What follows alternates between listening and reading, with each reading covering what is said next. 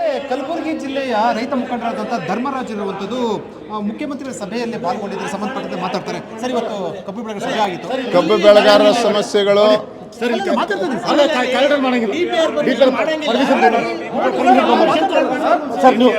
ನಿಮ್ಗೆ ತೊಂದರೆ ಆಗುತ್ತೆ, ನಿಮ್ಗೆ ತೊಂದರೆ ಆಗುತ್ತೆ.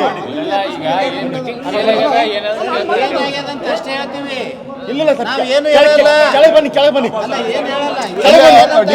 ಡಿಸಿಎಂ ಇದ್ರೆ ಕುಂಡ್ರತಲ್ಲ, ಮತ್ತೊಮ್ಮೆ ಕರಿತಾರದಲ್ಲ, ಮತ್ತೊಮ್ಮೆ ಕರಿತಾರದಲ್ರಿ. ಇಲ್ಲ, ನಮ್ಗೆ ಇರ್ಬೇಕಾ? ನಿಮ್ ಕಂಡ ಮಾಡ್ತಾವ. ಸರ್ ಬನ್ನಿ ಒಂದು ನಿಮಿಷ. ಇವರು ಅಲ್ಲ ಸರ್, ರೈತರು ಮಾತಾಡ್ಸಿ.